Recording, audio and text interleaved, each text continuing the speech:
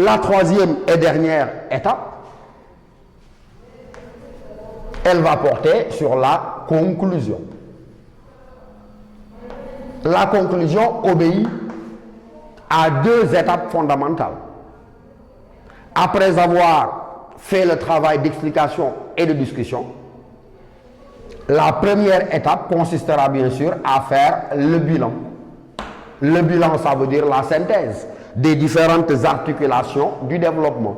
Vous dites à peu près ce que vous avez dit dans la première partie de l'explication, ce que vous avez dit dans la discussion. Donc vous faites le bilan des différentes étapes ou des différentes articulations de votre développement. Et enfin, cela est rigoureusement indispensable, vous dégagez ce qu'on appelle l'intérêt philosophique du texte. En quoi cela constitue de dégager l'intérêt philosophique du texte? Mais c'est de montrer ce qui fait son originalité.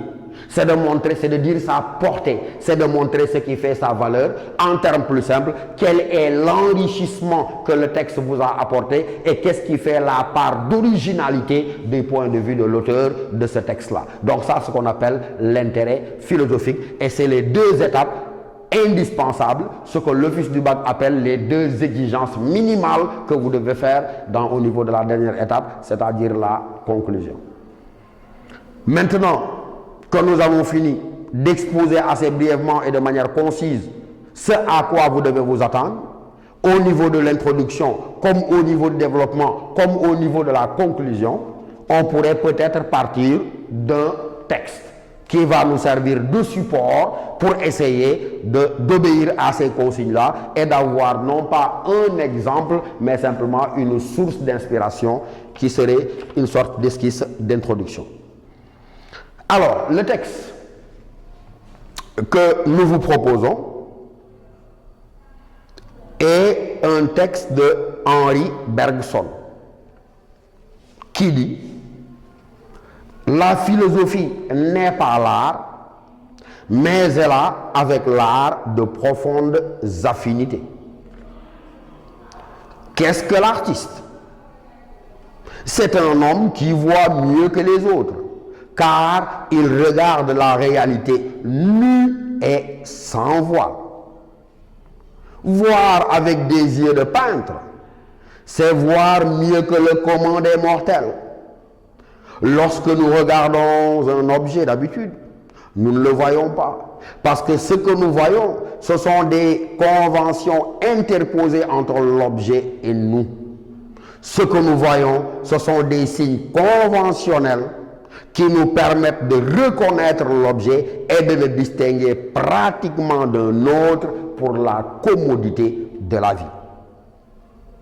Mais celui qui mettra le feu à toutes ces conventions, celui qui méprisera l'usage pratique et les commodités de la vie et s'efforcera de voir directement la réalité même sans rien interposer entre elle et lui, celui-là sera un artiste.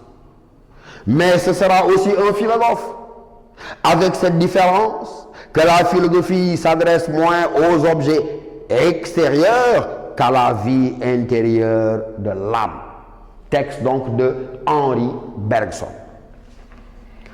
Alors, ce texte-là, que vous voyez reproduit sur le tableau, on va d'abord, ensemble, révéler un peu ce qu'il dit, avant bien sûr de le prendre en charge sous la forme d'une introduction.